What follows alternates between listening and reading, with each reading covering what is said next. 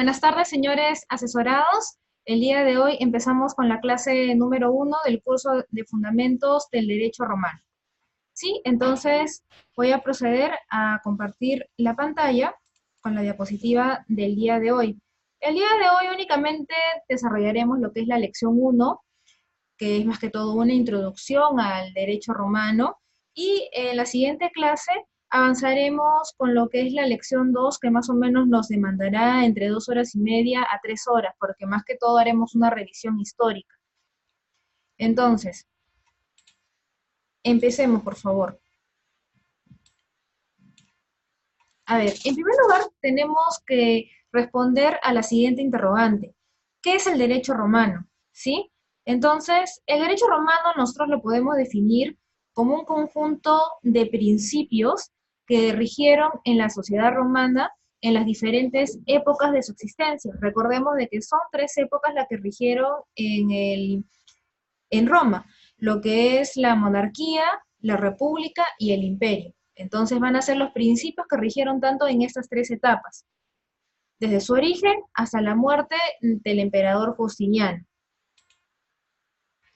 Ahora, ¿cuáles son los conceptos del derecho romano? Así como también ayer hablábamos en el curso de introducción al derecho, así como también en el curso de teoría del Estado, definiciones sobre qué es el derecho y definiciones sobre qué es el Estado bastan, sobran. Entonces, de igual manera, aquí también tenemos múltiples definiciones sobre qué es el derecho romano. Entonces, todos los pueblos, no importando su antigüedad, se han regido por ciertas reglas de conducta que han coadyuvado a una convivencia pacífica. Eso ya lo vimos el día de ayer. Y estas reglas las podemos agrupar en 4 sectores, tanto como es la religión, la moral, el derecho y el etos, ¿sí? Entonces, las reglas del derecho dictan lo que está permitido, ¿sí? Eso ya lo hemos visto el día de ayer, y aquello que está prohibido. Claro, todas las normas del derecho a través del derecho objetivo nos van a indicar qué es lo que nosotros podemos realizar y qué es lo que nosotros no podemos realizar, qué es lo que está permitido y qué es lo que está prohibido. Entonces, a través de lo que está permitido, lo que nos está otorgando el derecho son facultades, es decir, el derecho subjetivo. Y este derecho subjetivo yo lo puedo reclamar y lo puedo exigir. Entonces, si nosotros indicamos de que las reglas del derecho dictan lo que está permitido y lo que está prohibido, entonces esto se va a fundamentar en el respeto y el auxilio que nos debemos unos a otros, a fin de hacer posible la vida gregaria. Nuevamente, este término que les dije de que lo vamos a ver bastante en estas primeras semanas. La vida gregaria de que el hombre, el instinto que el hombre tiene para poder vivir en sociedad. Luego, cualquier sistema del derecho, ¿sí?, del que se hable en la actualidad es el producto de una historia compleja y peculiar, también única, que responde a ciertas características de los pueblos que lo han formado, como es la raza, la historia, la cultura, la geografía, la economía, entre otros aspectos. Y eso también es lo que hablábamos el día de ayer en el curso de introducción al derecho, ya que estábamos indicando de que derecho y cultura, o en este caso derecho y sociedad, se encuentran vinculados. Entonces, si la cultura y la sociedad de un grupo se modifica, el derecho también tiende a modificarse e ir en el mismo sentido, ¿correcto? Entonces, es por eso de que hablamos de que el sistema del derecho también está vinculado a las características de los pueblos, como la raza, la historia, el tiempo, la religión o la política, ¿sí?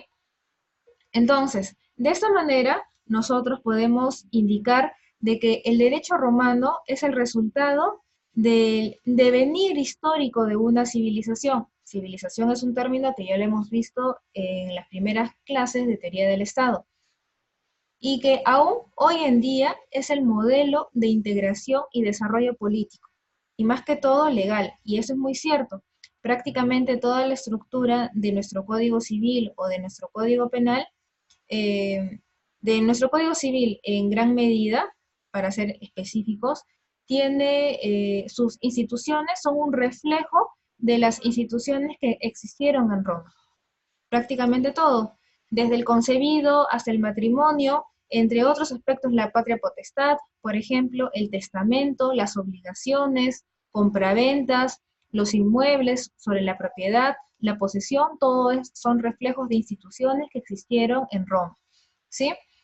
Entonces, de igual manera también algunas características también en cuanto a lo que son las demás ramas del derecho también se aplican. Pero prácticamente nuestro derecho, como gran parte del derecho occidental, le debe en gran medida la existencia de sus instituciones en sus normativas gracias al derecho romano. Listo. Entonces también vamos a mencionar un nuevo concepto sobre, en este caso, el derecho romano. Y de esta manera nosotros podemos definir al derecho romano como un conjunto de normas e instituciones jurídicas que tuvieron vigencia a través de las diversas etapas de la historia, como ya lo mencionamos, monarquía, república e imperio, y más que todo va a abarcar desde los comienzos de la Civitas Quiritaria, es decir, en el 753 a.C., hasta aproximadamente la caída de Roma, que se produce en el año 476 después de Cristo, es decir, con la caída del Imperio Romano de Occidente, y después, en el caso del Imperio Romano de Oriente, en el año 565, con la muerte del emperador Justiniano. Entonces, este es el periodo de tiempo que tuvo de vigencia el derecho romano, desde 753 a.C., y como ya sabemos, existieron después dos imperios, el romano de Occidente, que abarcó hasta el 476 con la caída de este imperio, y el 565 en el caso del Imperio Romano de Oriente, con la muerte del emperador Justiniano. De Justiniano es en gran medida a quien le debemos todos los avances que se produjeron en materia jurídica en Roma. Entonces, siguiendo con este tema de los conceptos del derecho romano, nosotros podemos hablar de que el derecho romano se dividió en 4 etapas marcadas, ¿sí? La primera etapa, que es del derecho antiguo, la segunda, derecho clásico, la tercera, derecho postclásico, y la cuarta, que es el derecho justinianeo.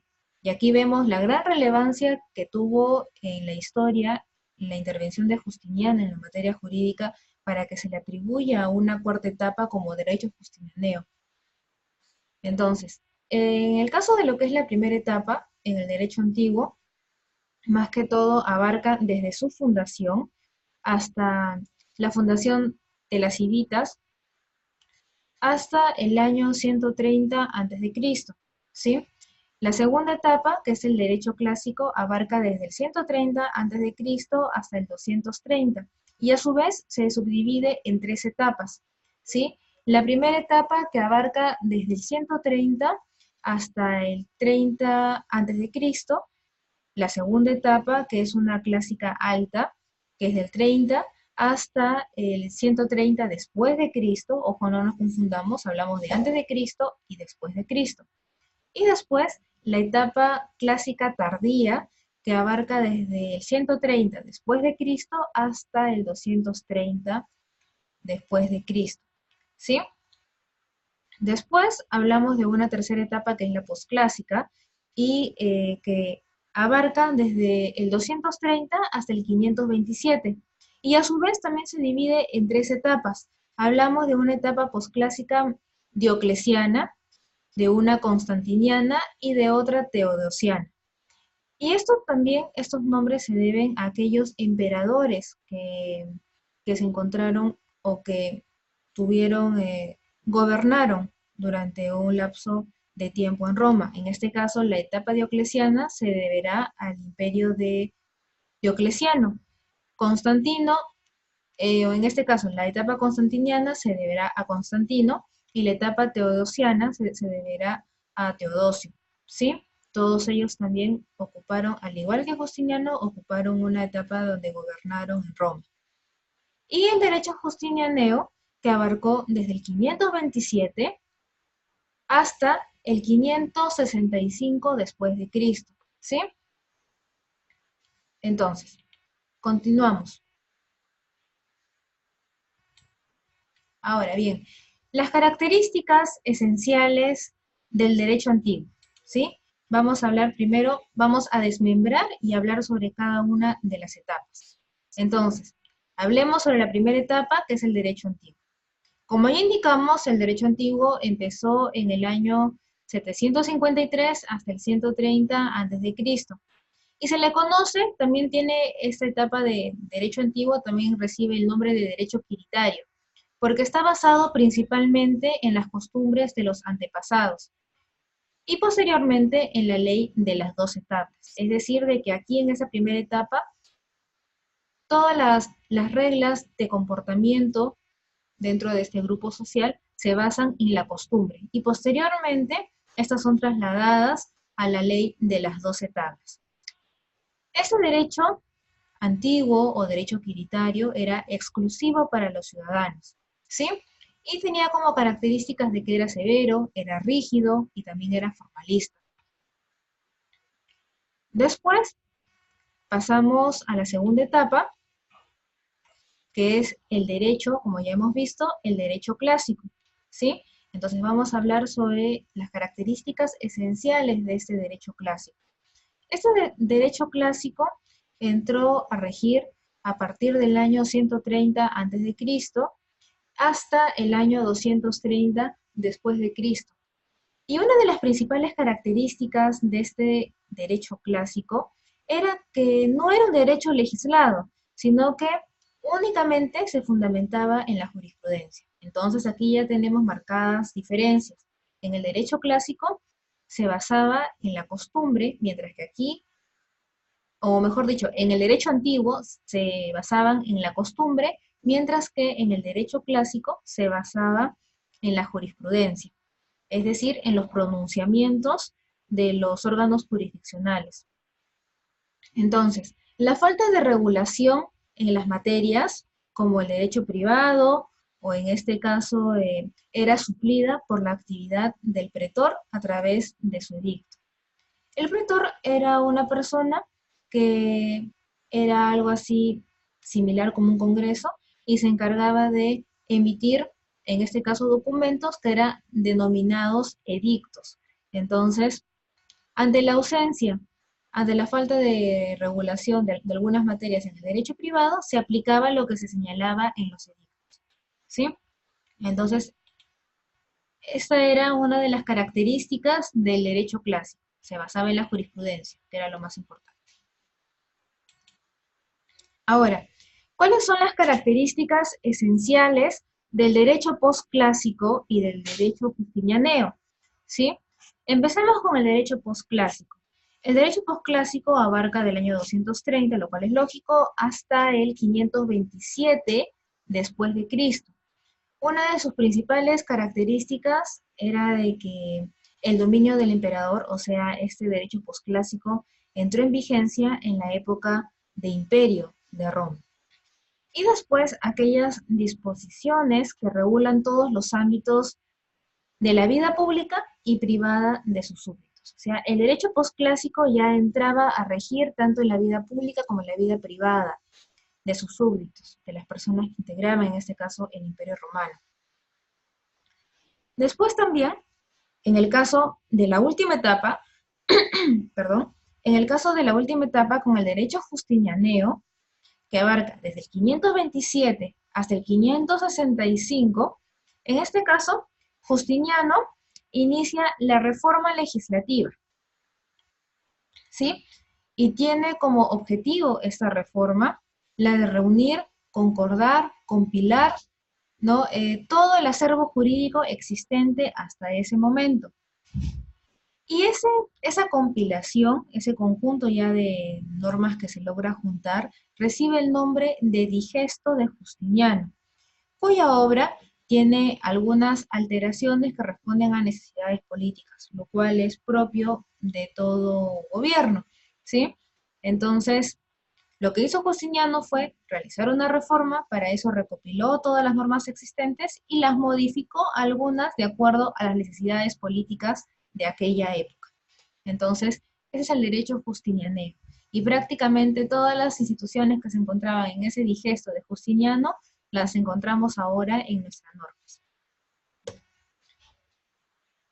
Así como vamos a hablar el día de mañana en el curso de Introducción al Derecho sobre cuáles son las fuentes del derecho, en este caso nos toca hablar sobre cuáles van a ser las fuentes del derecho romano, no escrito, ¿sí? Entonces, la fuente del derecho romano no escrito es la costumbre, ¿sí? Por tal motivo, se observa en el pueblo la costumbre inveterada. ¿Qué significa esto? El derecho que se ha construido a través de los tiempos, a través de los usos. Es decir, se acepta la voluntad del pueblo, lo cual obliga a todos los integrantes del mismo a observarlo, aun cuando no se encuentre en fuentes escritas. La costumbre es aquella conducta de las personas que pertenecen a un grupo social y que esta conducta, al ser repetitiva, ya se convierte en hábito, y este hábito suele denominarse costumbres. Entonces, la costumbre no se encuentra escrita, entonces simplemente se adopta porque ya las personas conocen que esa conducta es repetitiva y por lo tanto es lo que se suele hacer ante determinados casos. Entonces, a pesar que no esté escrita y que por así decirlo no tenga tanta obligatoriedad por no estar escrita, las personas han aceptado o tienen la voluntad de observarlo, o sea, de cumplirlas. Así, esta no se encuentra escrita, ¿correcto? Entonces, hasta el reinado de Constantino, la costumbre tuvo el poder de hacer que las normas gestadas, ¿no? A través de la costumbre, sean obligatorias, sean observadas, ¿sí? Entonces, y una constitución promulgada en la época de este emperador, o sea, de Constantino, determinó que la costumbre puede ser utilizada y también puede ser aplicada cuando el derecho escrito no determine soluciones a un problema. Aquí tenemos un punto muy importante.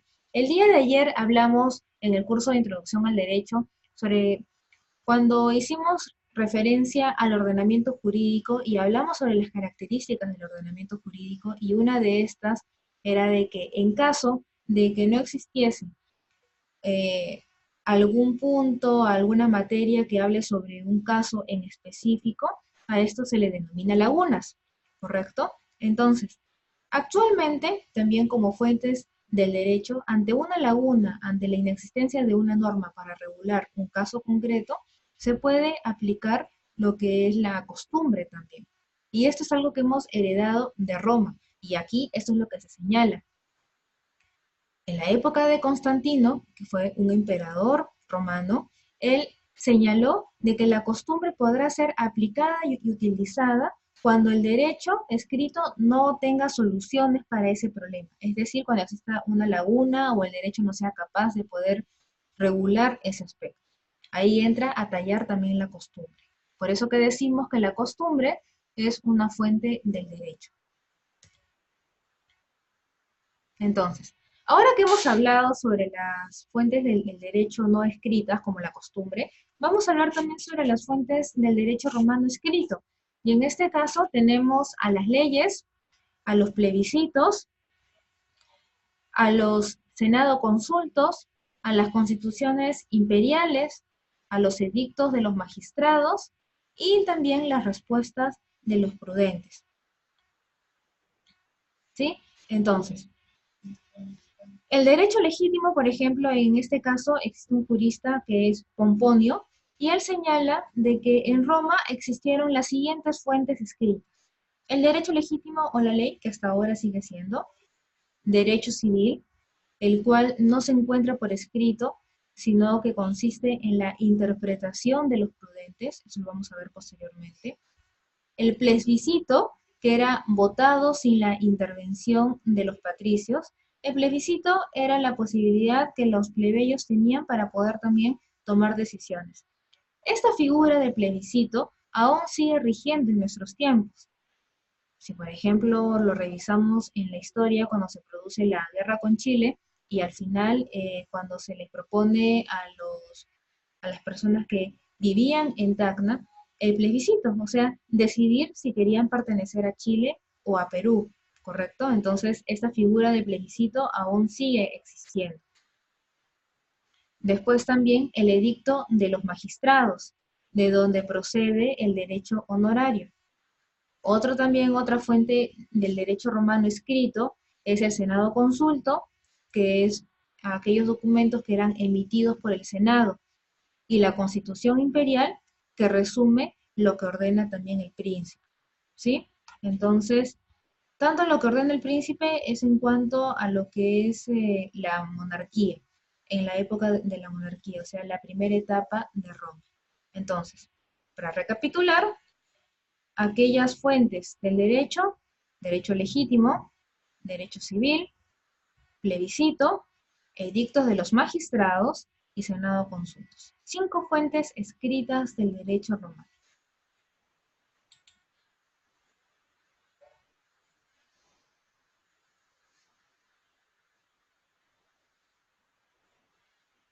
Listo. Entonces, ahora hablemos sobre las fuentes del derecho privado romano, ¿sí? Entonces,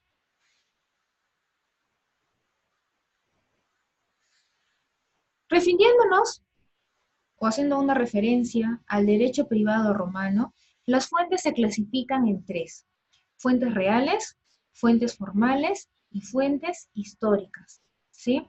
Entonces, ¿cuáles son las fuentes reales? Y eso también es una clasificación que la vamos a revisar el día de mañana en Introducción al Derecho. Vamos a hablar sobre las fuentes reales, sobre las formales y también las históricas. Pero ahora centrémonos en lo que es la clasificación del derecho privado romano. En cuanto a las fuentes reales, son aquellas que enmarcan todos aquellos acontecimientos de índole político, social, religioso, económico, y que motivaron a que se elabore cierta disposición jurídica. Más que todo eso lo podríamos hablar como la coyuntura de esa época. ¿Cuáles fueron los factores que rigieron en esa época y que expresaron o que determinaron cómo se iba a expresar o bajo qué corriente iba a ir el derecho? Eso era lo que yo les decía. Sociedad va, en este caso, va unida al derecho. Según los factores culturales, según cómo vaya modificándose la sociedad, el derecho es un reflejo de esto. Por lo tanto, aquí tenemos a las fuentes reales, aquellos acontecimientos de índole política, social o religioso. Entonces, por ejemplo, en algún momento se restringe el número de esclavos que un testador podía tener sin que se pudieran rebasar los 100. Y esto se debió a aquella agitación también que se produjo en Roma, ya que se levantaron aquellas personas, ¿no?, en cuanto al número de esclavos que una persona podía contar, y eso trajo como consecuencia que se modificara la norma y que por lo tanto se restrinja el número de esclavos, y por lo tanto se pone como límite 100, ¿sí? Después, otro tipo de fuentes, aparte de las reales, que ya señalamos que son los acontecimientos, son las fuentes formales. Y las fuentes formales son los procedimientos a través de los cuales se construían las disposiciones jurídicas. Por ejemplo, en este caso tenemos a la jurisprudencia, la costumbre, las leyes votadas en los comicios, los plebiscitos, los senados consultos, etc. ¿Cuál fue el procedimiento para poder construir disposiciones jurídicas? Entonces, fuentes reales, hacemos alusión a aquellos acontecimientos en la sociedad de índole política, religiosa, económica. Las fuentes formales hacen alusión a los procedimientos que dieron origen a disposiciones jurídicas. Y finalmente, las fuentes históricas. ¿Qué son las fuentes históricas? Son aquellos textos que se han conservado en obras tanto jurídicas como literarias, y principalmente aquí tenemos al Digesto de Justiniano, es el gran reflejo, es una de nuestras fuentes históricas también para nosotros como derecho peruano. Todas las instituciones del derecho peruano se ven reflejadas en el Digesto de Justiniano. De igual manera aquí también las fuentes históricas van a ser aquellos documentos tanto de corte jurídico como literario. y que van a inspirar a la creación de disposiciones jurídicas.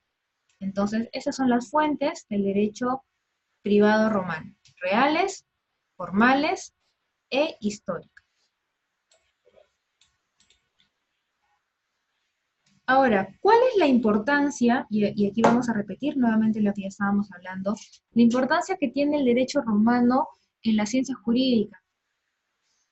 Y es básicamente lo que yo les decía, el derecho romano debe ser estudiado como un modelo, ya que no solo su génesis, sino también su aplicación práctica son importantes, porque contienen una lógica notable y gran delicadeza en cuanto a lo que es el análisis, ¿sí? Entonces, aquí también podemos señalar de que era conocido de que los romanos tuvieron aptitud y perfeccionamiento para la construcción y aplicación del derecho. En cuanto a lo que se refiere en materia jurídica, los romanos estaban muy avanzados para su época. Y lo cual, eso es producto obviamente de la dedicación y del estudio que se dio en esa época para poder desarrollar todas esas instituciones. Además también nos es útil e indispensable para poder comprender la historia romana. Es por eso de que el día de hoy vamos a hablar sobre únicamente la lección 1 como introducción o conceptos preliminares, y la siguiente clase vamos a hablar vastamente sobre la historia del derecho romano. Para poder entender las instituciones que existieron en el derecho romano, es necesario poder estudiar la historia de Roma. Es por eso que le vamos a dedicar una lección completa a hablar sobre el imperio, sobre la república y sobre la monarquía. Entonces, en resumen, podemos señalar de que la ciencia jurídica se sustenta en gran medida en el conocimiento del derecho romano, y para su mejor entendimiento es vital conocer el mismo. Nosotros para poder conocer nuestras instituciones, ya sea a través del curso de Derecho de las Personas, Derecho Penal Parte General, entre otros, para poder conocer todos estos cursos es necesario poder conocer en primer lugar la importancia del derecho romano, estudiar el derecho romano, porque prácticamente hay otras personas pudiesen decir, pero ¿por qué vamos a estudiar un derecho que existió hace miles de años? Ya no vendría al caso, pero da la casualidad de que las instituciones que existían en esa época son reflejos de nuestro derecho actualmente. Y es por eso la necesidad de estudiar el derecho romano en todas las facultades de derecho, no solamente de nuestro país, sino también del mundo.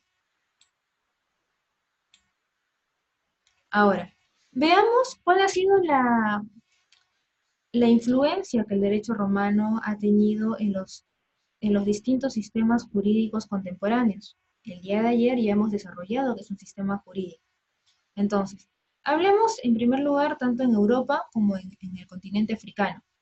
En el caso de Europa, hablemos sobre Escocia.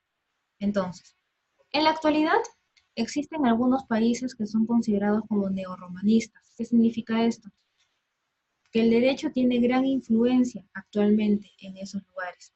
Por ejemplo, en el caso de Escocia, en Europa, donde este país el derecho romano penetró hasta la Edad Media. Recordemos de que Roma tuvo una extensión vastísima en el continente europeo y llegó a gran parte de esta zona de Inglaterra, donde forma parte Escocia. Y esta influencia que tuvo el derecho romano en la Edad Media en esta zona fue primero con el derecho canónico y finalmente con el derecho romano propiamente dicho. Entonces, aún con la fusión que se tuvo con Inglaterra, porque recordemos, el día de ayer hablamos sobre dos sistemas jurídicos, Civil Law y Common Law. El Common Law es el que se aplica en todos los países europeos o más que todo el sistema anglosajón, mientras que en nuestro país, así como en gran parte de Occidente, se aplica lo que es el Civil Law, que tiene gran fundamentación, una gran fundamentación con el derecho romano. Entonces, a pesar de que Escocia pertenece a Inglaterra, al Reino Unido, e Inglaterra se basa en el Common Law, entonces, a pesar de esa fusión, en el año 1707, Escocia aún sigue conservando su sistema jurídico, O sea, sigue conservando en gran parte la herencia de este derecho romano. Sin embargo, actualmente, en tiempos recientes, el sistema anglosajón se ha convertido en una fuerte influencia para Escocia, ¿sí? Recordemos de que el sistema anglosajón, en este caso el common law, se basa en el desarrollo del derecho a través de la casuística, mientras que en el caso del civil law, lo que vamos a ver es de que se basa en un derecho codificado. Ahora, vamos a ver el caso del continente africano, en lo que es el país de Sudáfrica. Desde la colonización holandesa, el sistema jurídico en Sudáfrica ha sido influenciado por el derecho romano. Es decir, de que las instituciones jurídicas que existen actualmente en Sudáfrica son reflejo del derecho romano. Listo.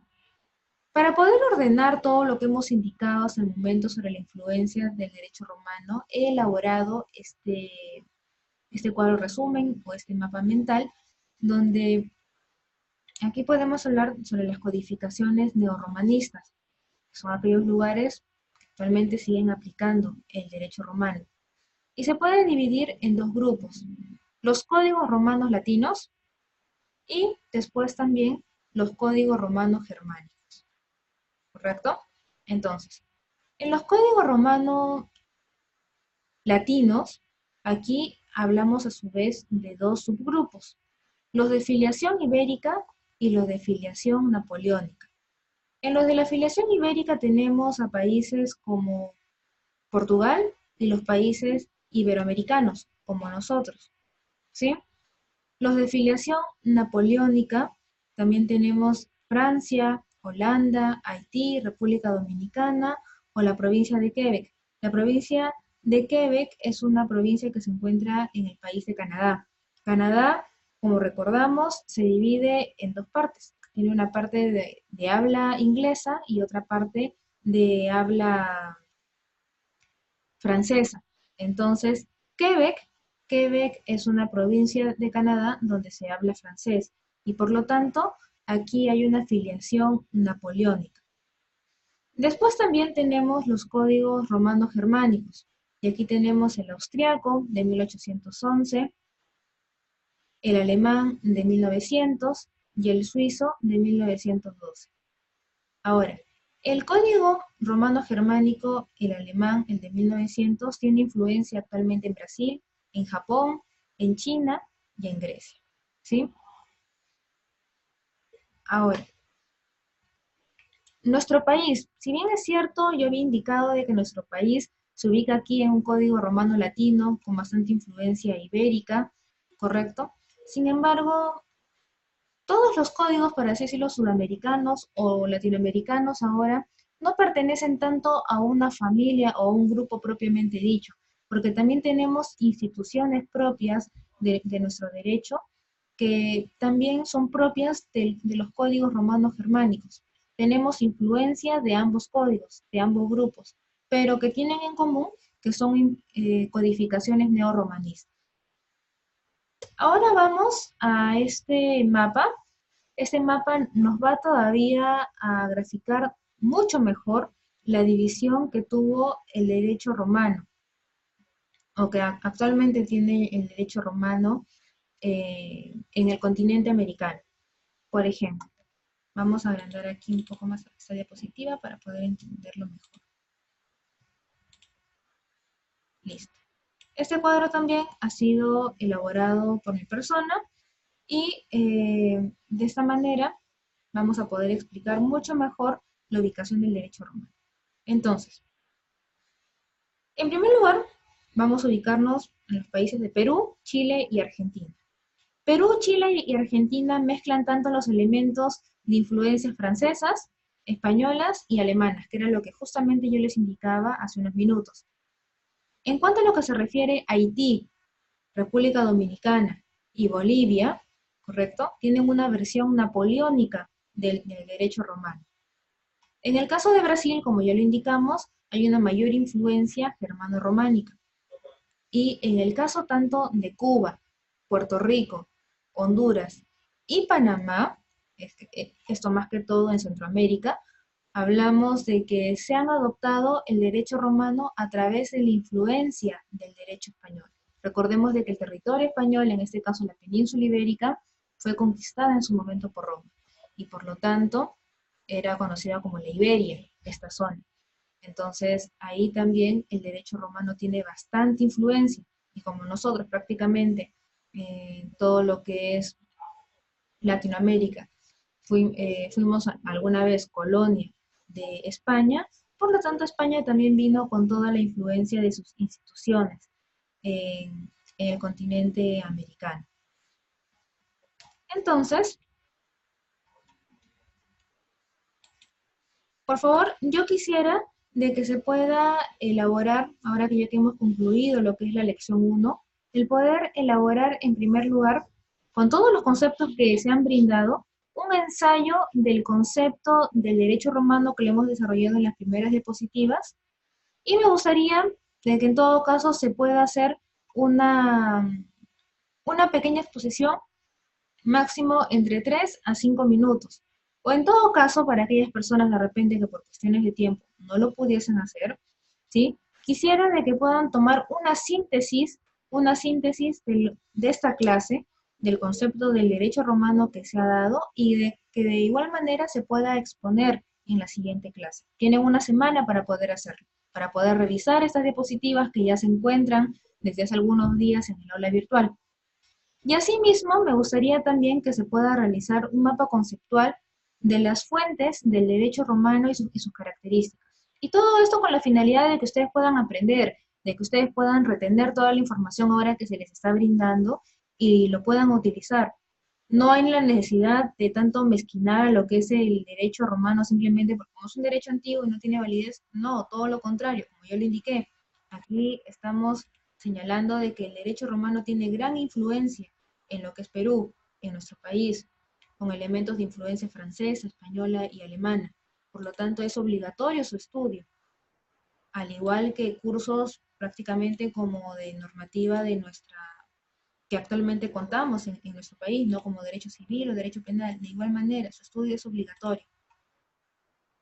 Entonces, si hasta aquí no hay ninguna duda, por favor, damos por concluida la asesoría del día de hoy. No sé si de repente, Luis, te encuentras en línea y de repente tienes alguna consulta o todo ha quedado claro.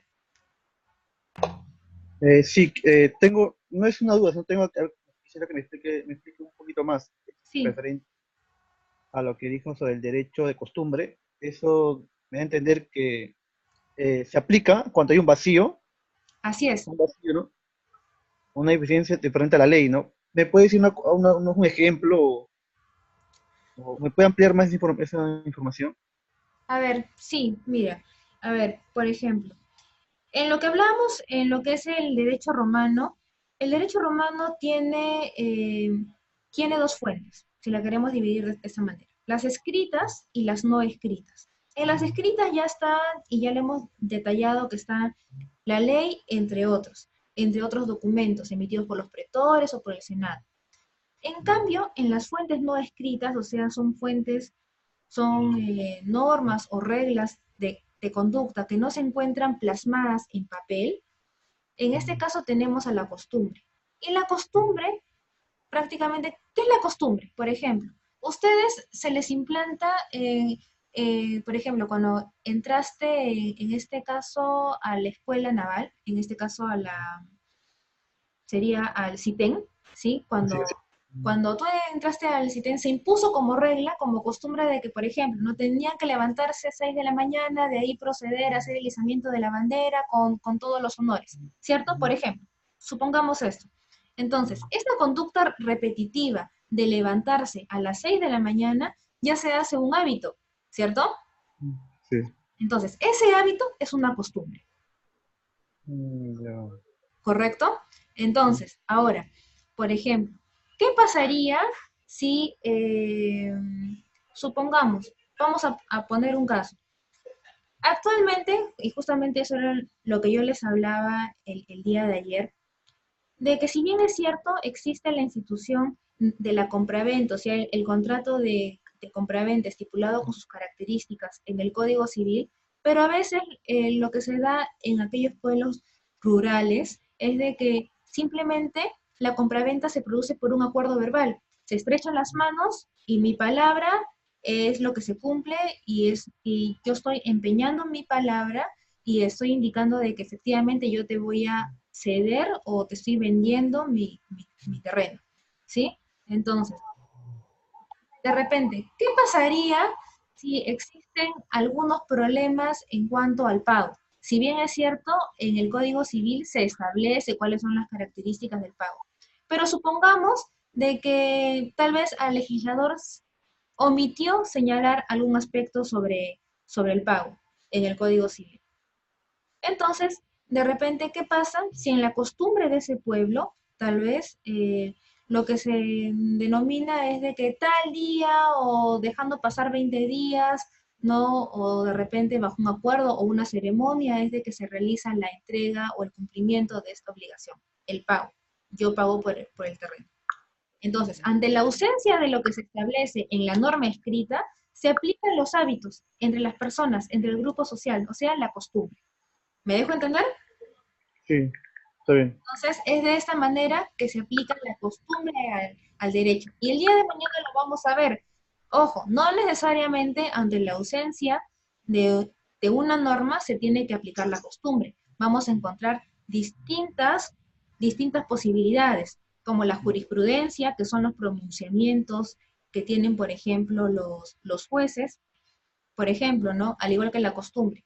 Una conducta que es repetitiva se convierte en costumbre. De igual manera, un pronunciamiento del juez, si por ejemplo, para el caso de un asesinato, supongamos, el juez obra de tal manera y justamente ese caso se vuelve a repetir y por ejemplo, otro juez tiene un pronunciamiento similar, estos pronunciamientos similares tienden a convertirse en jurisprudencia. Entonces, cuando veamos nuevamente un caso similar, entonces esto se convierte en jurisprudencia. O sea, todos los jueces tienen que tener un comportamiento o una conducta similar en ese sentido. Entonces, eso lo vamos a ver con mayor profundidad el día de mañana, Luis, cuando hablemos sobre las fuentes del derecho peruano. ¿Sí? Entonces, hasta aquí, ¿alguna consulta? No, está todo claro. Está todo Perfecto, claro. perfecto, Luis. Entonces, si es que no hay ninguna consulta, entonces vamos a dar por terminada la asesoría del día de hoy en lo que se refiere a fundamentos del derecho romano.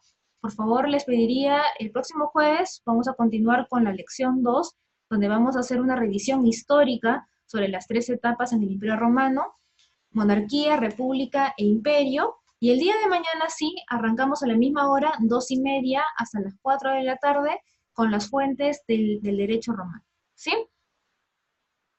Gracias. Listo, Luis. Hasta mañana. Buenas tardes.